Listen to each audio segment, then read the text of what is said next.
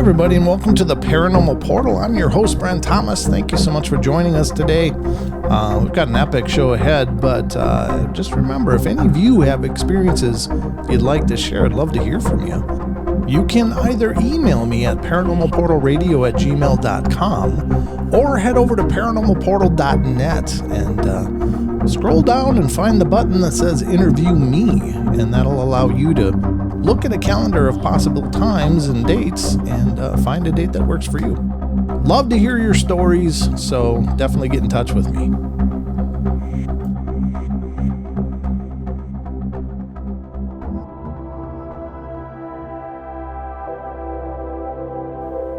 As the show is on its 6th season now, it's been one hell of a journey.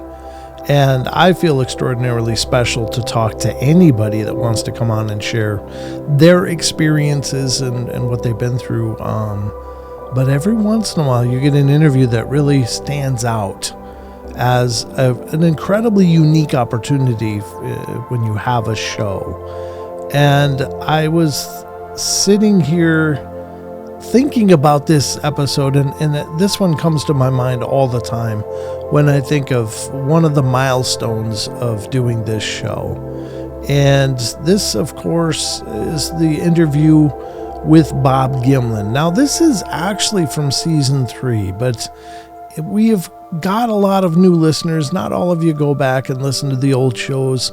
And this was one that really was a special moment for me.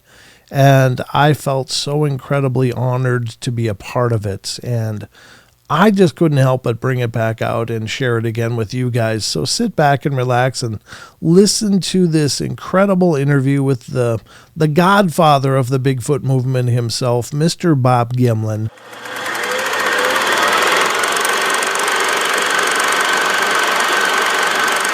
All right, we rounded a bend in the road. All of a sudden, I caught something out of the glimpse out of the corner of my eye, and my horse immediately reared on me, and I tried to pull him down. And at this instant, after I seen the object to the side, I wasn't able to see it again for a little bit. It fell with me. I probably pulled him half over, and as he got up, I was able to get up and control him until I went around the other side and got the camera out of the saddlebag, and then I turned my horse loose, and I seen this creature, and she was at that point had turned around and was just going up the bank, this small bank over there, and I started running and trying to get a shot of her, and I yelled at Bob to cover me.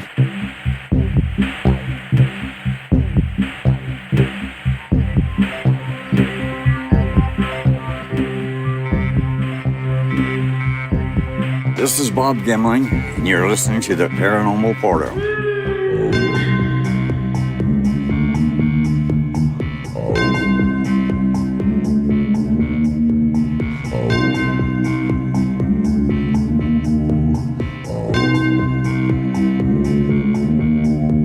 She makes me feel I've lost all control. Her gravity is all that I know. She's over me. Over me.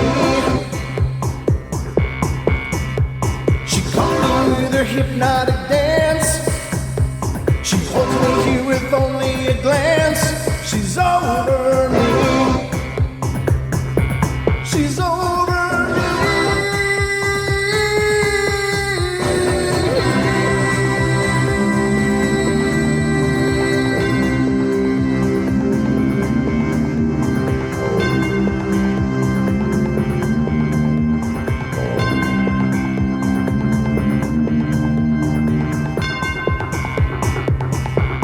Ladies and gentlemen, welcome to the Paranormal Portal podcast. I'm your host, Brent Thomas. Thank you so much for joining us on this epic journey of the Paranormal Portal podcast.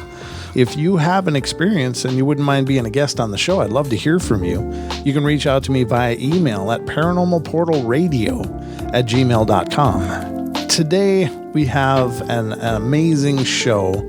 Recently, Don and I were in Metaline Falls, Washington at a Bigfoot Festival there. Day number 3. I got the selfie stick now. And of course, ladies and gentlemen, the legendary Bob Gimlin. Oh my And God. Russell Cord again. Yes. Yeah. Well, not again. Still. Still. Yeah. He already made an appearance, though. And he left us. He didn't want to get on there. He didn't. No. Now, a little bit of rust goes a long way. Hey, you said that, I didn't. But I understand it really good. Oh, thanks again for sitting down and talking with us today. That was a pleasure. It's my pleasure. Okay, well, good. Yeah, I enjoyed it a lot, and you guys are really, really good guys to talk to. Well, thank you, man. Because you're easy to talk to. It was. Want everybody to know. Well, there you have it. From Bob Gimlin's mouth, ladies and gentlemen, we're good guys. And watch the Paranormal Portal because Bob's going to be on it. Well, yeah, I didn't know that, but please watch it. Endorsement from Bob. That's awesome. Thank you, sir. Yes. Had an incredible time. Everybody was wonderful, amazing. You're going to hear me use that word amazing a lot in describing this event. It was just phenomenal. The town people were amazing. The presenters, everybody there was amazing. It was just an incredible opportunity for Don and I, and we had so much fun. Made some great connections and contacts, and a lot of new friendships in the Bigfoot world, and had a ball. So first and foremost, I want to give a special thank you to the town of Metaline Falls and to Extreme Expeditions Northwest LLC for letting us be a part of it. Bill Bassan, specifically Stephen Majors, and the list goes on and on and on. There's so many, and the people at the Cutter Theater were amazing, and the Washington Hotel. While we were there, we had the incredible opportunity to sit down with the legend himself, Mr. Bob Gimlin.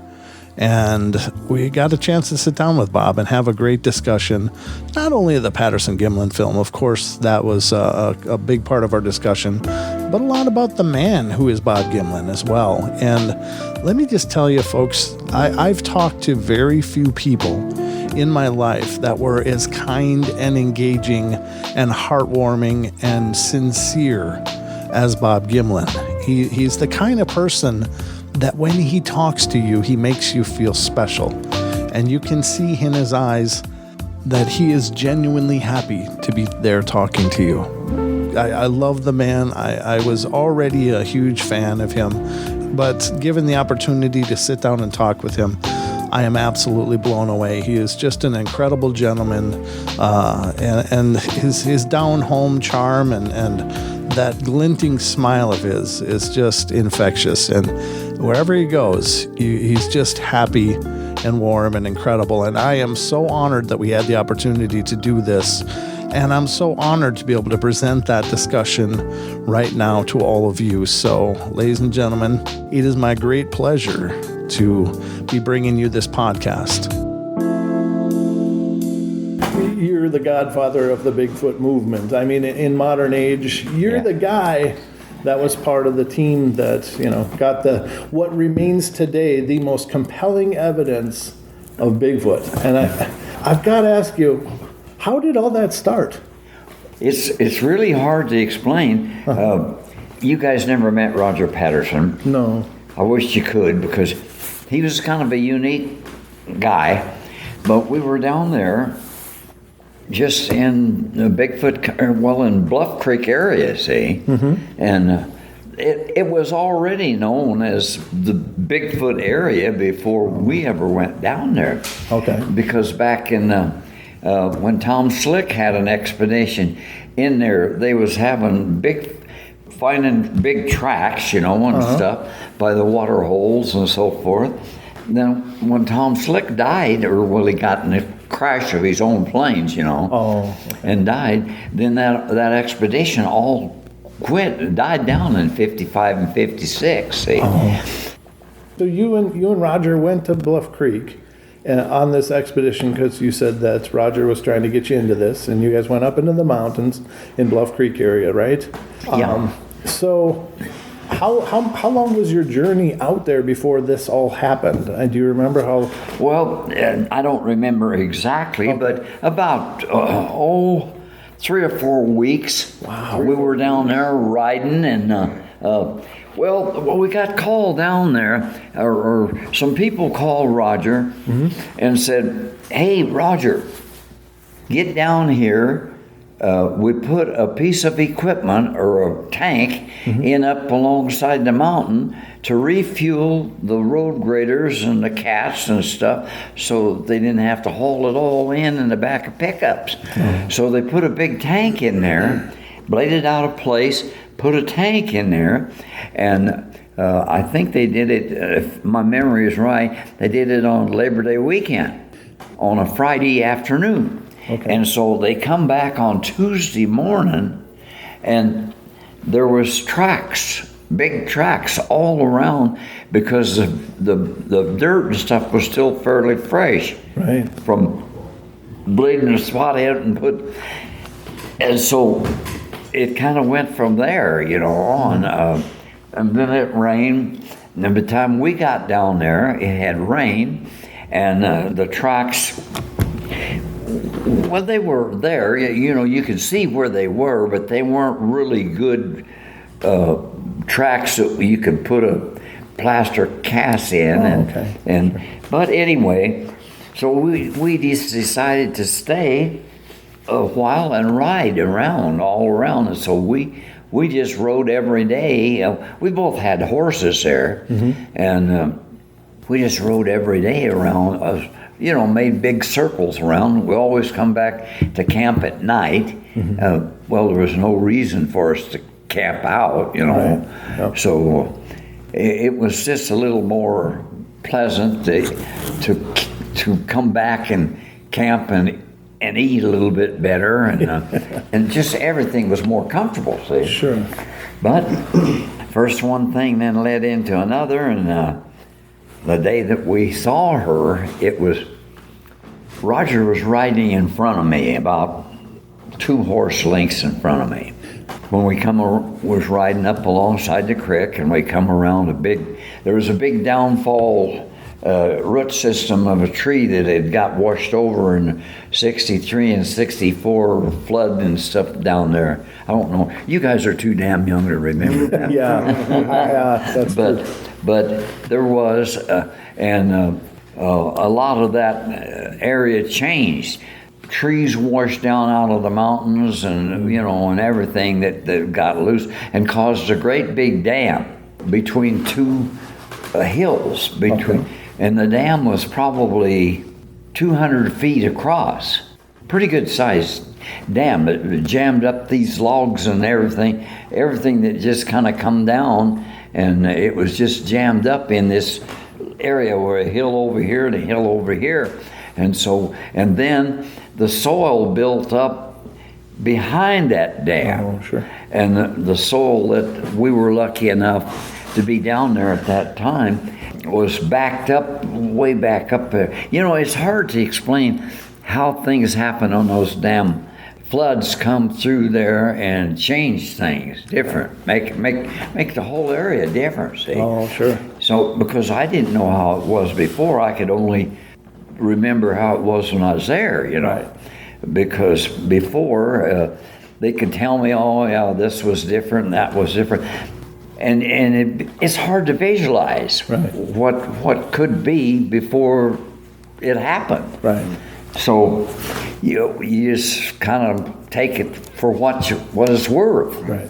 And it was lucky enough that all this soil that washed up behind that was good area for us to track her. Well, we didn't really track her, but we got tracks. And the hill's over here and a hill here. And when she went left, she just kind of went like this and up around. And then Roger was over here one time with a film, and then he said, cover me, Bob. And of course, we didn't know what to expect, whether she'd come back after us or get pissed off and do whatever. And so Roger would he'd film a little bit, and then he'd get so it wasn't really good. So he'd say, cover me. So he'd run over here and get squatted down when she's moving around over here. And so this all kind of happened pretty fast, I'll bet. I'll bet. Yeah, it was all pretty fast because she wasn't running or nothing, but her steps were like 48 inches steps, and I say that, and some guys say 48 inches ain't very much. I said, get up here and make a 48-inch stride, and you'll see that it's more than you think. Right. And I've had some big guys like you guys get up and say, walk across there. They don't make no 48-inch stride. My stride, it takes me 2 strides for 5.2 feet. 2 strides for me to get over that. Oh, really? So, yeah. Yeah. Well, see, and you're a pretty good sized feller. People don't seem to understand the realities of what did happen. Yeah, yeah. It was pretty hard for them to understand that it wasn't just out here having a good time and watching things roll. It was serious. Yeah. Well, even the horses reacted, right? Oh, God, did they ever. Wow. Roger's little horse, I said one time, I made the mistake of saying, Roger's little horse blew up. And some lady said, how many pieces, Bob? Oh, goodness. And I said, well, Roger's little horse got pretty rowdy and tried to unload him, you know. Yeah. But he was a pretty good rider. And then he was able to get his camera out of the saddlebag. Mm-hmm. He left with the two strings that keep the saddlebag down. Roger always slept the one open so he could reach in and get his camera. He was a pretty much ready kind of guy. Yeah. All the time. Right. And he was a good athlete. But anyway, to make a story a little bit shorter, Roger was right there riding in front of me when this all happened. And we come around this downfall root system that had washed in there, and the creek had rerouted itself, or I don't know if it rerouted, but it was kind of around here. Mm-hmm. And then the area over here was all backed up from coming down on the mountains. Mm-hmm. So, well, when I first saw her, she was standing still by the creek, not knelt down. And Roger said, well, just the split second or the second before that, she was kneeling down by the creek. And I didn't see that because I was just a little bit behind Roger. Sure. And but anyway, and then instead of her just, well, we didn't know what to expect. Right. Whether she'd get angry or whether she'd get, you know, didn't want us there or whatever. So I actually pulled the rifle out of the scabbard. I had a rifle in my scabbard, and I actually pulled my rifle out. Never did put a shell in the chamber or anything, but I was kind of, hey, this thing's huge. Yeah. And so I did have no idea how big one of them would be. Yeah. If Roger talked about them and talked about this and that, and he didn't have no idea either. Never seen one. Yeah. And so it was kind of a hurry up kind of thing because she was leaving all the time and never did stop to. Well, the only time she really turned with that famous was when I rode across the creek and got down off the horse. She didn't know what to expect, I suppose, because she made that look at me or turned like that. And I never thought about that until after I saw the film. Right. You know, and I said, well, hell, she turned to look at me. And so, well, to see what I was doing, because when I stepped down off the horse, I had that rifle in my hands. I know I'm glad that I never needed to use it. Yeah. Yeah. But I didn't know what to expect either.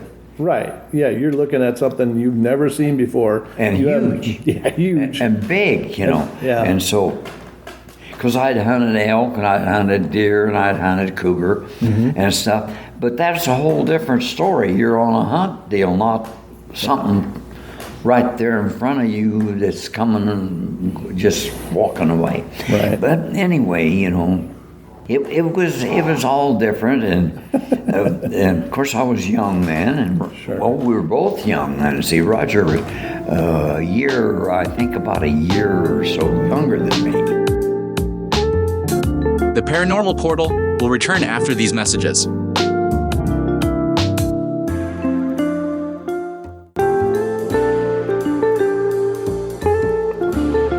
And now, back to the Paranormal Portal.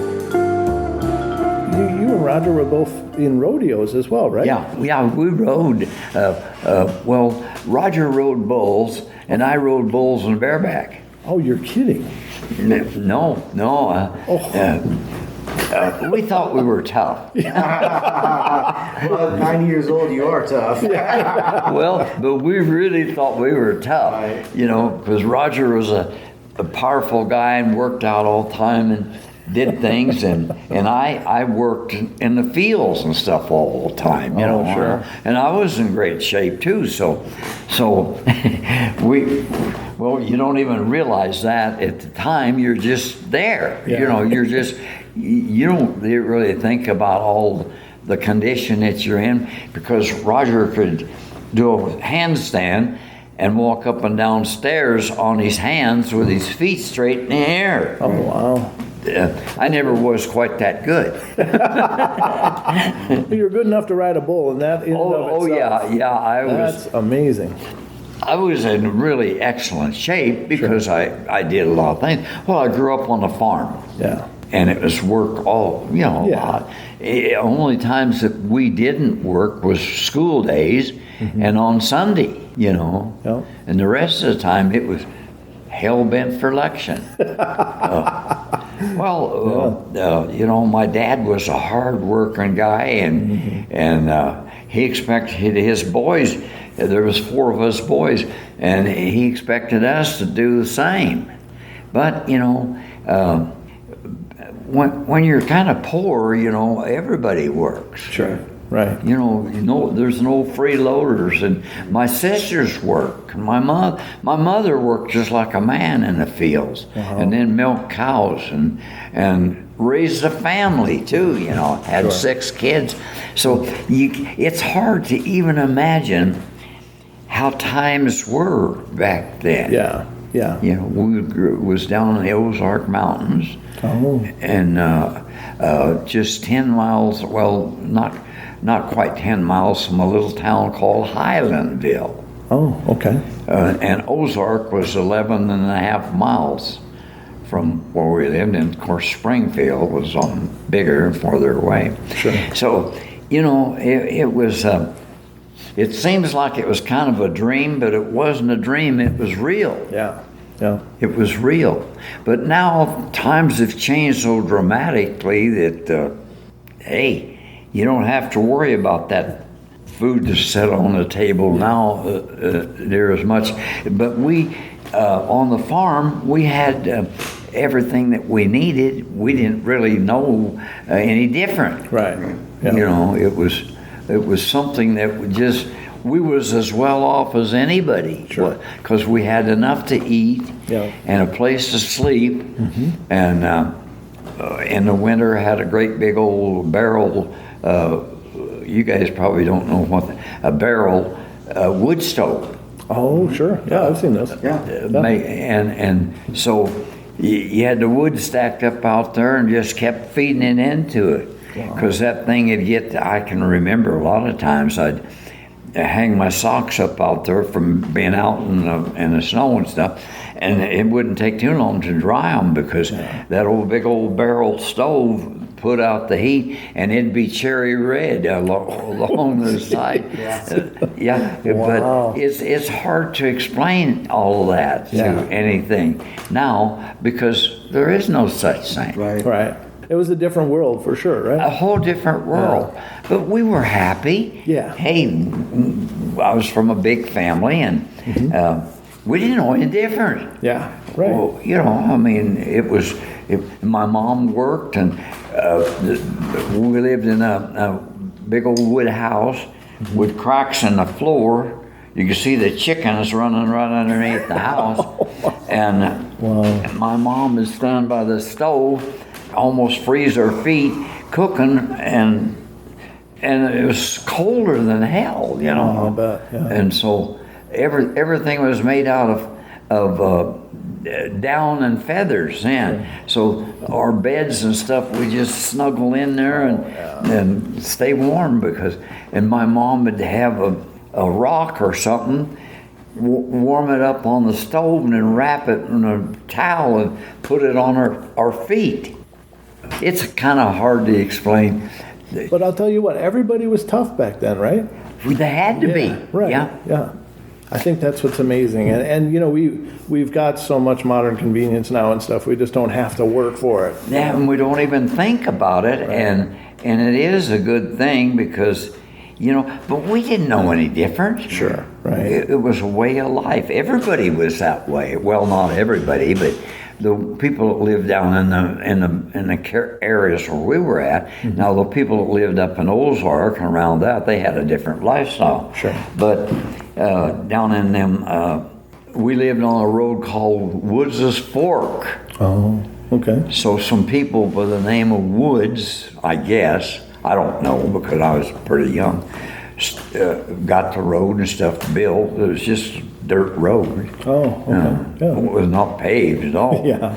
And in the winter time, you'd have soft spots in it and you get stuck. Mm-hmm. We had an old Model T truck or Model A. It was a Model A. Is what we had to travel around in. Mm-hmm. And a lot of times we had an old mule. A lot of times it'd be bad weather and good, froze solid, you know, and that truck couldn't get going good. And so we'd bring that old mule out and hook her up to that, and she'd dig in and fall down and get up and go and get that thing pulled around. And so it's so different. Right. So now here you are, you live this life, you've been working hard. This one moment happens to you. How did that just change your whole world? Oh, it changed it because, well, to start with, nobody believed it. Yeah. And I was kind of pissed off because nobody believed what I'd tell them. So I just kind of, you know, what the heck? Yeah. Let it go. Yeah. But it changed my whole lifestyle. Right. You know, I was married, but my wife wasn't used to that kind of life, and so she took a lot of ridicule too, because she was worked at a savings and loan institution, and she worked on the line as a teller right up, and so people would come up and say, hey, they see her name there, Judy Gimlin, and they say, "You're Bob Gimlin's wife, huh?" Yeah. Oh, God dang. What's wrong with that old boy anyway? You know? Yeah. He went down there in California, saw a Bigfoot. What the hell? Somebody in a suit dressed up like a monkey? And she'd say, I don't know, you know? Yeah. But that's been quite a while too. Sure. It's got to be surreal because in a moment your life changed and you became from this person that was alive to this person that everybody knows. Yep. You know? Absolutely. and that changed so quick, you know, that it was pretty hard to get used to. But, you know, you either make it or break it. Right. And so I decided, hey, I'm not going to buckle down to nothing. Well, you know, I got to give you both, you and Roger, a lot of respect because sure, you brought it out, and it would have been easy for you guys just to kind of fade away. But you all stood in front of it and said, look, this is the story. This is what happened. And that took a hell of a lot of courage. Well, I didn't think about the courage it took, but I was just telling what happened. Right. You know, and how it happened. Mm-hmm. And, of course, times are so different now that it's hard to explain it. Yeah. When you do have something as unusual as that was at the time, you get an awful lot of ridicule. Sure. A powerful lot of ridicule. Yeah. And so try to make you act like an idiot or whatever. Sure. And if you just don't, then they don't know what to do. But I only tell what I saw and what happened. Yeah. And so, not you guys, but I figured if you don't believe it, the hell with you. Yeah, good for you. Good for you. Because I'm not trying to make it up, not trying to do anything unusual to get attention. I'm just saying what happened. Yeah. And if you don't believe it, then go. Yeah, exactly. And it's kind of neat now in our modern day. Here we are in Metaline Falls, Washington, and people are driving to come see you. Yeah. I mean, and now it's like, Yeah. you know, we're in a different era. Whole different era. Yeah, You know. I wish Roger was still alive, that little son of a gun. but he isn't. Yeah. But, you know, I mean, it would have been a lot easier on me if Roger was still alive. He could have took some of the bluntness that I took. Or at least you'd have somebody to share it with. Yeah, absolutely. That alone, have somebody to kind of back it up, but you know, dadgummit, I feel bad about Roger's death and stuff because, doggone it, you know, he was a neat little guy. Yeah, he sounds like he was. I mean, obviously, most of us will never have had the pleasure of knowing him, but I think he lives on through you and through you coming to events like this. Like, you're sharing his and your story, and that's powerful. Because, you know, I mean, if anything, people have always been a culture of stories, you know, and you're still here representing that, and that's beautiful. The Paranormal Portal will return after these messages.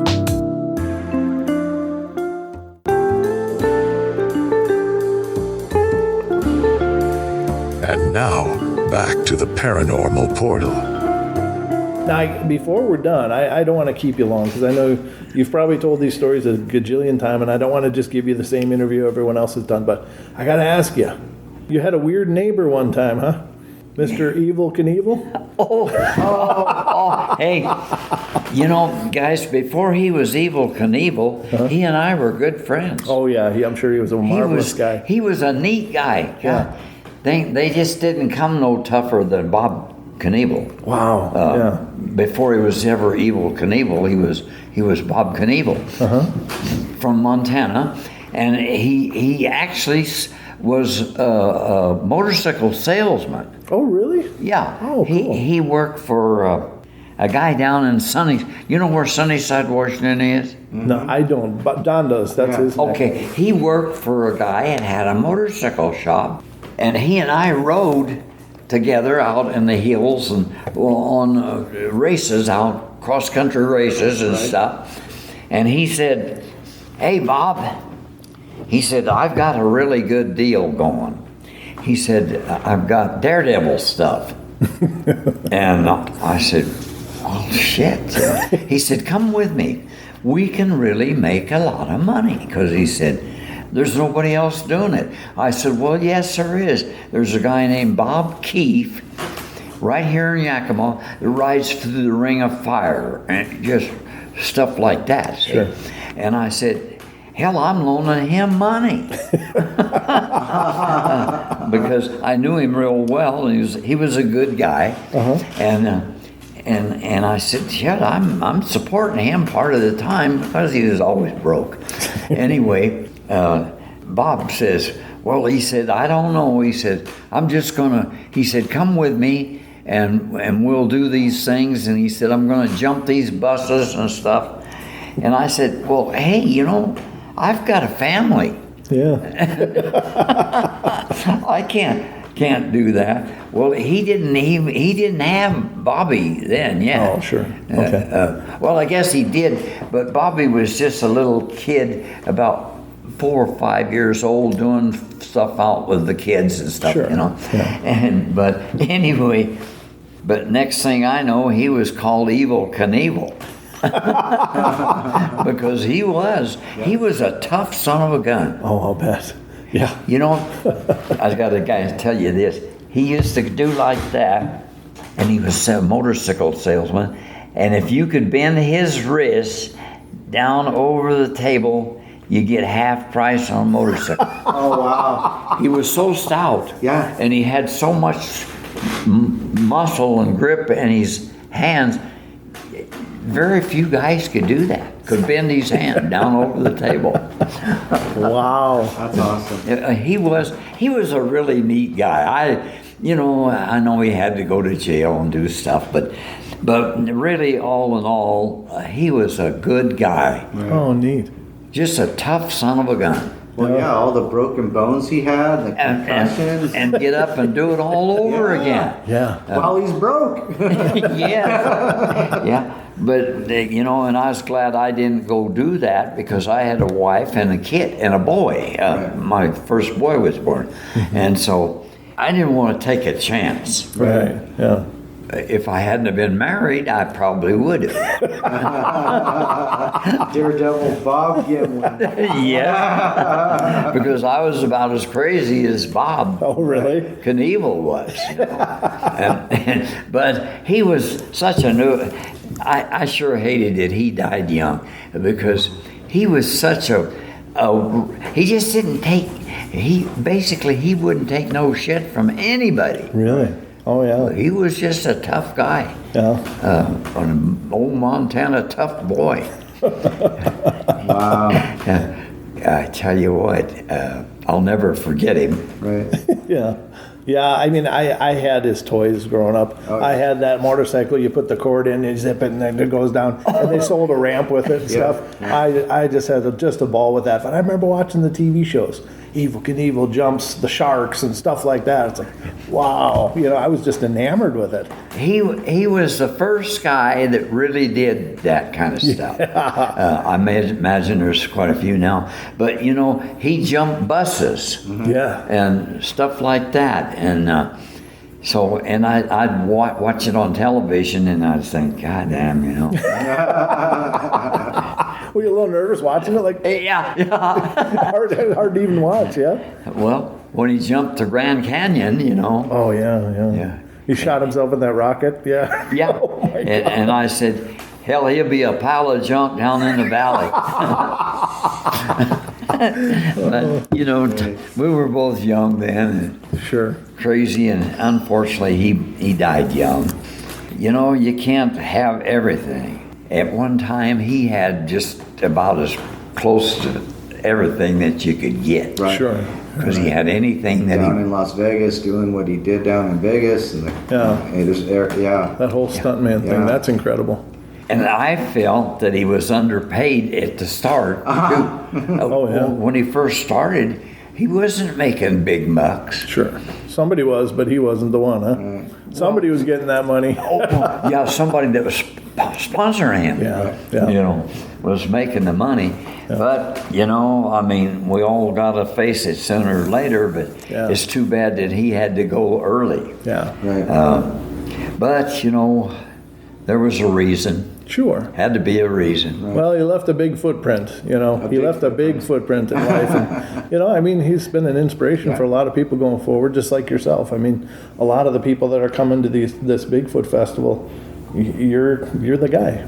Well, yeah, I kind of know that, I don't look at it that way at all, but I got to realize it, but Well, it's all good, and I just live my life the way I should, Yeah. I ride my horses and I mow the fields and do the things that a guy does. Yeah.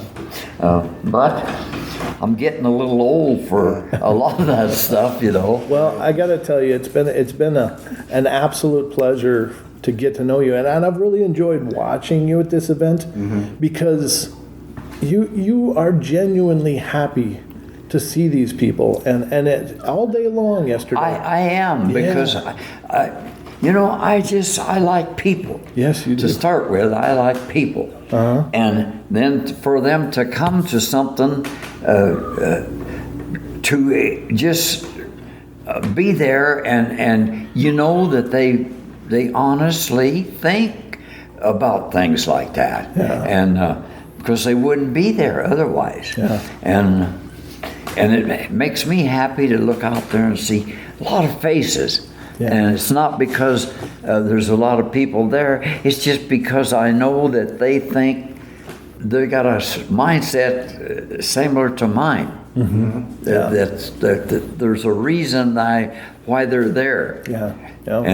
And a pretty much pure good reason. Mm-hmm. And they're trying to learn more. Yeah. Right. And so it pleases me. Yeah. So what do you think about, I mean, since 1967 and it really coming out and seeing the growth of the community, you know? It just appalls me, you know. I mean, I think, God, this really went. Right. I mean, something that we never even thought about much is big. Right. Yeah. It is big. And so think about it and think it over. Yeah. So, you know, I kind of do, and I'm happy that people come and want to talk to me and listen and stuff. And when I first started, I couldn't believe it. I thought, gee whiz. Yeah. Right. There's people out there that's interested. So it kind of turned my whole life around. Yeah, well, I mean, my hat's off to you and all that you've done. I mean, you and Roger lit this fire, you know, and you created this incredible awareness in a lot of people that our world's a lot bigger than we think it is, and there's a lot more in it. Absolutely. Yeah. You know, a lot of even unknown stuff is still in it. Yeah, absolutely. So I never thought about that much then because I was young and just, you know, running, hey, whatever it is, it is. Yeah. And, but, you know, I've thought as I'm older, you know, and everything, I think an awful lot about it. And it's amazing how far it's gone. It is. It really is amazing. So, there got to be a few of them out there. There is. Yeah. I just want to thank you for making the time, making yourself available to us. This is an absolute honor for me personally. I'm just thrilled to meet you this weekend, have a chance to talk to you, get to know you, and hang out with you. And so thank you for agreeing to this. This is really amazing. Well, thank you guys for being here and listening to all my talk and whatever I'm rattling on about, you know. But it's a pleasure to meet you guys. Thank you. Oh, thank you. Honestly, a pleasure to meet you guys. Because I'm a people person. Yeah, you are. I like people. Yeah. And I'm just grateful. I'm thankful to the Lord for all of the things that's available and what we have and how much it's advanced since World War II, just since World War II, you know. Yeah. And I'm an old man now, but I'm damn grateful. Yeah. I'm really grateful for everything. Well, we're really grateful for you, and thank you so much. And this is a bucket item list for me. You know, you get a bucket in life, and you want to fill it with these special things. Yes. This is one of mine. So. Well, thank you so much. Yeah, by golly. I've still got a few things in my bucket list. There we go. Nice. Keep looking forward. I'm not done yet. Good for you, boss. Good for you. Because I'm 90 years old, but I'm going to make 100. Yeah, you will. Absolutely. And when I make 100, then I'm going to slow down a little bit. Well, thank you, Bob. Well, you're most welcome, guys. It's a pleasure to meet you fellers. Yeah.